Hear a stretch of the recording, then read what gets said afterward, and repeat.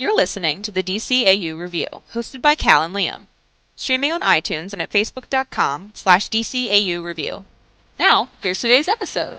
Welcome everybody to episode number 18 of the DCAU Review. I am your host, Cal, along with me, sitting next to me, the guy who runs our Twitter handle, which you can find. Liam, where can they find our Twitter handle? You can find us at DCAU Review, and love to talk about anything related to the shows we're watching, what we should watch next, any sort of conversations about DCAU, or just DC Comics in general. Always super fun to have over there. That's right. That voice, of course, is my brother, Liam. Liam, welcome back to the DCAU Review. I'm excited about today's episode. How about you? Absolutely. We got our first tastes of sort of the larger world. Obviously, we have Justice Leagues and Batman Beyonds to get to somewhere down the line, but here we're still in Superman's world, and this is our first taste of sort of the larger DC universe that is contained within this world. This is, pre the World's Finest, pre any other hero appearing on the show. It's kind of our first acknowledgement that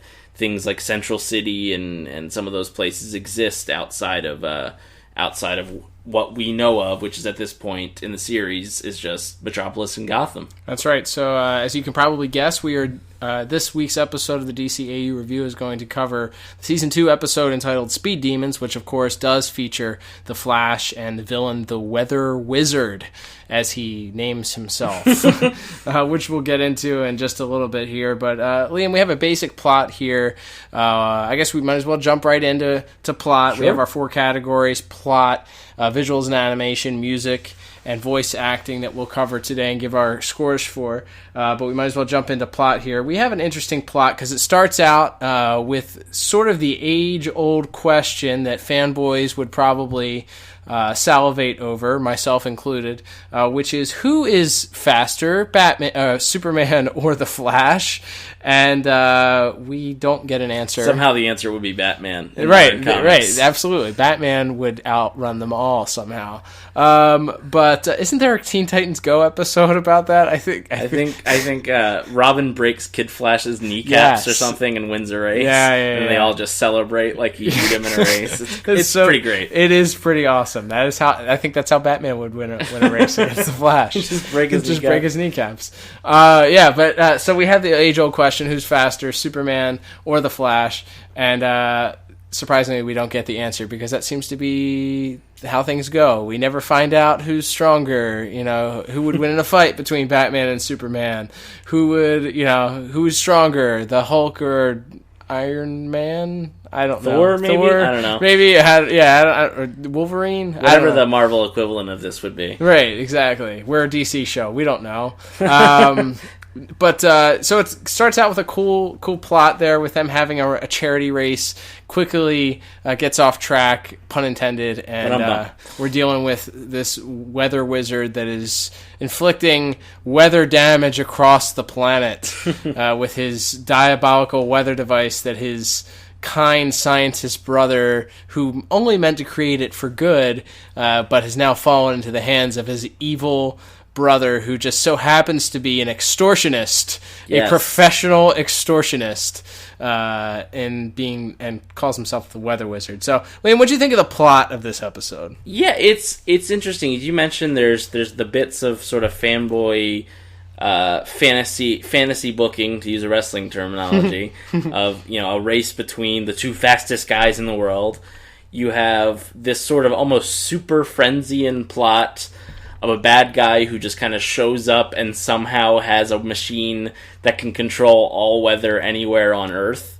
Mm-hmm. And then you also have sort of this little subplot of the 2 brothers not really getting along, and sort of the idea of science going too far, of the younger brother just wanting to help people and be able to bring rain to areas plagued by drought. But, he was so busy trying to see if he could, to borrow a line or paraphrase from Jurassic Park, he was trying to see if he could. He never stopped to think if he should make a device that can control all weather on Earth. Yeah. Yeah, and of course the only way that he was able to create such a machine was with the money that his brother had previously extorted in some interaction with the Flash that is referenced later on in the episode. Yeah, that's kind of one of my issues. Is there's very little character development here. Mm-hmm. And I understand, again, you only have 22 minutes, but basically the Flash shows up in the first, 30 seconds of the episode, and he runs fast and he quips. Very quippy. Very quippy. And then we get the weather wizard, and we just sort of have a little bit of dialogue thrown out. The Flash is like, oh yeah, I know him from Central City. He was an extortionist there. And then he is immediately, apparently, gone from being like some sort of small-time extortionist to extorting the world. Yeah, he has the ability to hack into like U.S. government. I don't even know. Is that also a machine his brother built, you think? Maybe. I do enjoy the fact, though, he's sitting in like a wingtip chair, though. Like, he doesn't bother to have like a diabolical villain chair. It's just like a living room plush chair that he sits from and dictates this $1 billion extortion that he demands from the U.S. government for whatever reason. He said he wanted to turn a profit on the machine, I guess. I don't know. Anyway, what was your final score for plot? So my final score for plot is 4 out of 10. I think there's some fun elements in there. Again, no pun intended with the weather. But we're going to have to start a pun counter. Bing! But overall, I went 4 out of 10. I think it's pretty basic. It's by the numbers. It's not really offensive. But to me, you could have found ways to make maybe the villain mean a little bit more, or maybe develop the Flash as a character a little more, because you really just see him sort of as a one-note character here. Especially, again, we're sort of comparing this because, again, down the road we have Justice League to look forward to, and what they did, and what Michael Rosenbaum did with that character, sure. And became a fan favorite, I think, even more than perhaps he already was prior to that show being on the air. So. Right. Trying to compare those in hindsight it can be tough. So I went 4 out of 10. I guess still a fun episode, still one I'd probably go back and watch just for fun later, but not I wouldn't put it near the top of the list as far as plots go. What about you? I gave it my score for plot was 6 out of 10. Like I said, I appreciate the fanboy who's the faster superhero idea, and the fact that along the way, of course, they are interrupted trying to find out who's faster, even though it's just for charity, to have to work together. It seems like initially they're going to butt heads, and it's sort of a Batman-Superman-esque type relationship, with Superman playing the straight man in this episode, and Flash is the witty, quippy comic relief.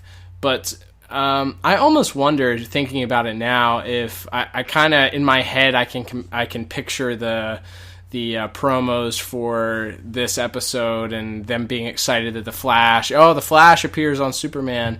And if they just kind of rested on the laurels of, well, we don't really have to write a story because people are going to just, kids are going to be excited that the Flash is going to be there. So we can almost borrow, like you said, a Super Friends-esque type story where a guy just happens to have a machine that can pinpointedly, affect the weather, and Superman and the Flash have to team up to stop him. Especially when we're going to compare this with what ultimately is going to be our next episode, which is World's Finest, which we haven't watched yet, and I haven't seen in a while. But you have a story there that's has the benefit of being stretched out over 3 episodes in a 3-parter. But you have such a dynamic story in multiple villains working together, and from what I remember, fleshing out of the story, and really giving some reasons for, okay, why is the Joker in Metropolis, and why does the Joker want to work with Lex Luthor, and why do Batman and Superman have to work together, and then there's the subplot with Lois and all of that. So, in this episode, it's really kind of one-dimensional in that. That doesn't mean I didn't enjoy it. There's still fun elements in this. Them having to react and respond to certain crises that are happening because of the Weather Wizard's, choices are certainly entertaining. But it could have been a lot better. I think you're right. And I think the Flash as a character later on, that episode of Justice League, the final episode where him versus the Brainiac Luthor, super emotional. I mean, I remember when I watched that the first time, and spoiler alert, there's they allude that the Flash dies, and you think that he dies, and you're like, I just remember my heart being ripped out, and I'm like probably 22 when I'm seeing this episode, and I'm like ready to cry over a cartoon character. Like it's really emotional. So, and the way they sort of built him into the sort of emotional heart of that show, and the idea that the Flash's death would be the linchpin for the Justice Lords, and some of that. Which is then a jumping off point for the Cadmus stuff in Unlimited, and all of that leads to that moment. Again, kind of comparing this in hindsight, I think it goes down a little bit in your mind.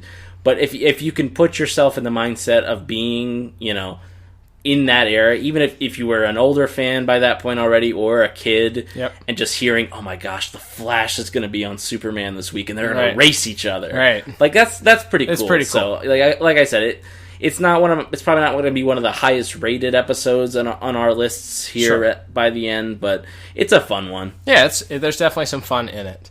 All right, so moving on, let's skip over to music, Liam. I think this one is probably going to be our quickest category to talk about.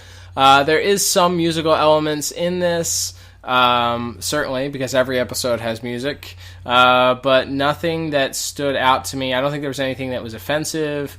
I remember a little bit of the Superman theme in certain spots. There's a theme at the end, some like intense music towards the end with the Weather Wizard in the final battle with the Weather Wizard. There's some music hits during the scene in Australia with the guys that have awful Australian accents. Like they might as well have been talking about dingoes stealing the babies. All right, now that's a knife. Like they couldn't slip those lines in there because that was pretty poor. Anyway, but there's some musical notes in there, but nothing that really stood out. Nothing offensive to me. Nothing that was really great though. So I just gave it a 5 out of 10. Yeah, same for me. There's a little bit of sort of a triumphant sort of a rival theme for the Flash when he first shows up at the start of the episode. And I liked the music during the scene where they have to rescue an oil tanker as well. I thought that added a little bit to the drama of that. But yeah, pretty. It blends in. It's not like you said, not a huge problem necessarily, but sometimes when you have episodes that are a little light on plot or a few other elements, it can use that big score to maybe put it over the top. And just happens in this case that this wasn't one of those. So yeah, 5 out of 10 for me as well. Cool. Awesome. Let's move on to voice acting. Liam, give us who are our starring and guest starring voice actors this week that we should take note of? Well, we have Miguel Ferrer as Weather Wizard, and the reason I mention him first is because I think he talks more than either the Flash or Superman. He's got a lot of lines in this episode. Where do we know Miguel from? Well, he happens to make a couple other voice acting appearances on the Superman the Animated Series, including voicing Aquaman. Yes. In a fish story later on in the series. So he's done plenty of voice acting work. So we have him there. We have Charlie Schlatter as the Flash, who I think he does a pretty good job. He's fine. Again, sort of a one-dimensional character, but that's not necessarily his fault. He's no Michael Rosenbaum. Absolutely, but a little fun trivia note, he actually goes on to play the Flash again in the Justice League action show that's on now, and some of the other little short films that they've done to tie in with the toys, the Batman Unlimited toys from a few years ago. He voiced the Flash in there as well, so he's gotten to voice the Flash a lot over the years. He did enough to stick around for a while. And I guess the JL Action Flash is probably Barry Allen, so that can go with the fan theory that this isn't the Wally West Flash. If those of you listening would like to delve into that, but we would love to talk about that. Well, yeah, that's fan theories are so much fun for me when it comes to this show. As if there's not enough to talk about normally. Right. Let's. We could probably do a whole separate episode just about different fan theories. But, absolutely. But yeah, so I thought Schlatter does a pretty good job. And also, one other mention, some guy named Carl Lumbly voices the mayor at the start of this show. Carl Lumbly. Who's that? Well, he sounds exactly like a guy who is green and has a blue cape that shows up in Justice League a little later on. So, can we start a fan theory right now that it is possible that Martian Manhunter was posing as the mayor of Metropolis for years before he was actually captured by the U.S. government and held? We don't know exactly. We just know he came to Earth to warn And when he revealed himself to the government, he was captured.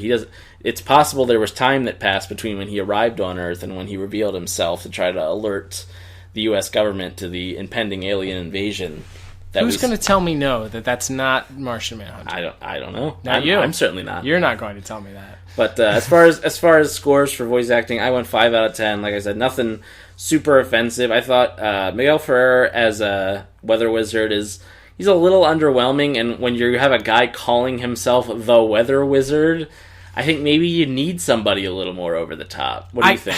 I kind of, we talked about this before we went on the air, but just the idea that, so he's a very menacing voice. He's very serious, and if you watch later on in the Aquaman episode, it almost doesn't fit the Aquaman character either. I don't know. Like it's hard to picture like what Aquaman's voice should sound like, but it almost doesn't fit. But I guess because he's so serious in that, I guess it works a little bit. But this guy is supposed to be a string bean, like not very intimidating. He calls himself the Weather Wizard. He coins his own name. Right. This isn't like a quip that the Flash throws out or that the newspapers call him. Right. He calls himself the Weather Wizard, and he does it with utter sincerity. Like he's completely serious in doing so. So I just, it's too serious. It's almost like you should have had somebody, and you mentioned this before we went on the air, like somebody a little bit more maniacal, a little bit more crazy. If he's going to call himself the Weather Wizard and be goofy, and his powers in and of itself are goofy. They're Super Friends powers. Like, right. He controls the weather. So if you're going to make him menacing, okay, but don't let him name himself the Weather Wizard and take himself seriously and wear a green suit with safety glasses. Like, yeah, that's another thing, and we can get into that in visuals. But yeah, he's kind of he's just like a bland guy with sort of a very understated, controlled, reserved performance, and yet it's, again, this sort of preposterous plot that we have. He's cold. It's almost like you took a guy that should be, if you recast Mr. Freeze, he's very monotone, very cold, very serious, and that's not what that character should be or is. And I get it, you were trying to contrast, I guess, his lack of care with his brother, who has this care for people and doesn't want to use this stuff for evil. But I just don't think it works here very well. I think Tim Daly does a fine job. He's not really given a whole lot of lines. The Flash is given, of the lines, I think the Flash has mostly quips, and Superman plays the straight man responding. But overall, I gave it just a 5 out of 10 for that as well. Just kind of middle of the road. All right, Liam, our last category is visuals and animation.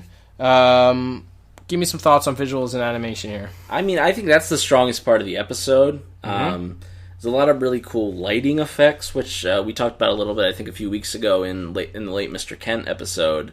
Like when Superman's underwater repairing this oil tanker, the color palette becomes very muted. The reds on his suit are sort of become like a fuchsia color. So I thought that looked very cool. I thought when the Flash's suit is in shadow, I think it looks pretty cool. There was something weird that you pointed out, the Flash's, while we're talking about the Flash's uniform, though, is they were doing this thing where his ears are supposed to be, I guess, made of gold, so they're real shiny. Yeah. But the way that they did it is when it's bright light shining directly on it, they're white. And then when there's like a shadow at all, they turn yellow. And it just looks weird at times because he has one ear that's white and one ear that's yellow. It looks almost like a mistake you would see in the Super Friends where they forgot to color something in or something was colored wrong. Like the bat signal would right. be reversed. The reverse Batman symbol. Right, exactly. So sorry, that was just my 2 cents on the Flash. No, that's fair. And the overall Flash suit, it's a brighter red again than the one we get in Justice League.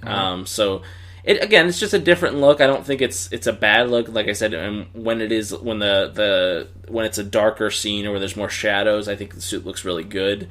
Only other visual things I really have to mention are there's a scene where they're running and they sort of they're hit with a giant ice storm and are frozen solid. And for the effects of them actually being frozen and then once they are frozen in this iceberg, how they get out is pretty cool. Superman fires his heat vision into it, and you sort of see the steam and the water bubbling up around, and then the hole punctures in the ice, and you see lots of water fall out of it, and he busts out, and then you look over and you see the Flash has vibrated his way out, which almost looks like a Looney Tunes thing or something. It's just like a man-sized hole in this other side of the iceberg. But yeah, I think visuals are definitely the strongest part. A lot of the weather effects are really well done. There's hail, there's windstorms, there's rain, there's snow. So they kind of cover like everything you would expect with a plot like this, where the character can control all weather. So I went 7 out of 10 for visuals. I think it's absolutely the strongest part, and probably more than anything else, what makes this worth rewatching, as a fan. Sure. Yeah, I agree with you. I gave it a strong 9 out of 10. Wow. I think you touched on the weather aspects and some of the visuals with that. We've commented before on how difficult that must be to animate, and for it to come across not as super cartoony. I think that scene where they're in the middle of the desert and they get frozen, that was a pretty cool. Visually, it's a very awesome scene. I definitely recommend checking that one out if you guys just want to pull up one scene from this episode, probably on YouTube, I'm sure. Check that out. I also think that the effects that they had to do with having the Flash, his Superman obviously has high speed, because that's the whole plot of this episode, is them racing. But it's not somebody who uses it on a frequent basis, or that they have to animate solely, and that's what this character's his sole power is, that he can run really fast. So the fact they were able to animate that, make it interesting, believable, and use multiple powers. He uses the tornado type power, and we didn't get to see the vibration. I thought that would have been cool, but I guess again, they didn't want to meddle in animating that just yet. But we get to see that later on in Justice League. But seeing the Flash's powers animated are pretty awesome. And then, like you said, all the elements in the weather, I think, were done really, really well as well. So I gave this, it is the strongest portion of this episode.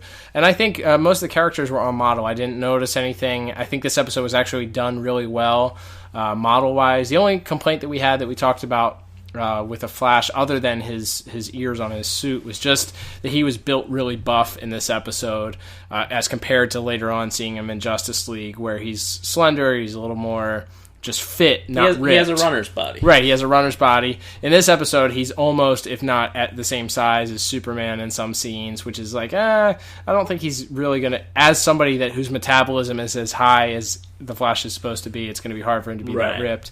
But they figure that out later in Justice League. But that's kind of nitpicking. But that's why I gave it a 9 out of 10. Liam, rumor on the street has it that you have a bonus point for this episode as well. Is that true? Well, we just heard the sound for it. So bonus point. There we go. I guess that means we have one.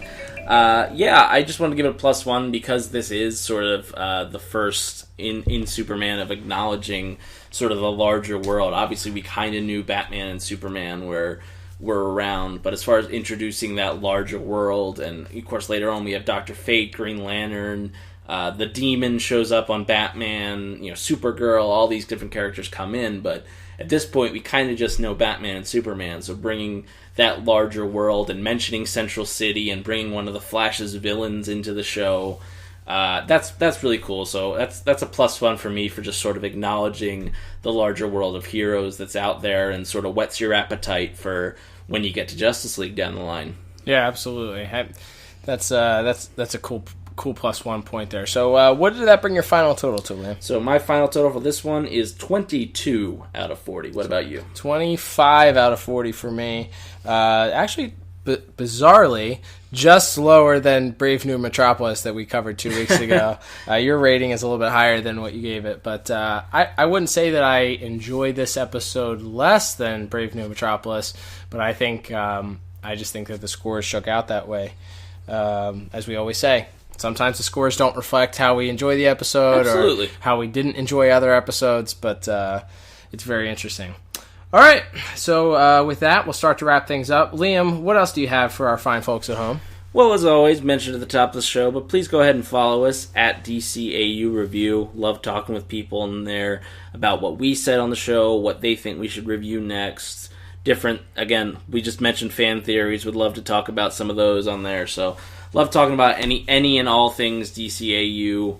On our Twitter at DCAU Review. Should also mention we're available on iTunes, which hopefully you'll subscribe to us there. Yeah. You've got our website, DCAUreview.com, and I mentioned a new place we just kind of found out we were on, Callum. Yep, that's right. It is the Google Podcasts app. So if you don't have an iPhone, if you're like me, you're a Droid guy, you can download Google Podcasts, which is available in the Google Play Store, and we just search for DCAU Review, and we are on there. You can subscribe to us. It'll have, just like iTunes, it'll automatically update with our latest episodes. You can stream them right from the app. You don't have to download them, or you do have the option to download them also directly to your phone as well. So that's cool. Liam, we're also on Facebook, but please tell the kind people at home why that's such a not a good way to get in touch with us. Because Facebook makes you pay. That's right. So if you want if you want to go follow us on a site where you'll actually see our posts when they're posted, our Twitter account, or certainly check out DCAUreview.com. That's generally the best ways to keep us. If you want to contact us through Facebook, we'll certainly be happy to talk to you there, but good luck finding us on there. Right, exactly. Unless we pay X amount of dollars to get We ads refuse. put up. We refuse to give in to the Facebook fascists. Exactly. Okay? We are not paying you any more money, Facebook. Exactly. Get out of here. All right. With that, I guess that will wrap things up. I am Cal, And I'm Liam. and we will talk to you on the next episode. Bye-bye.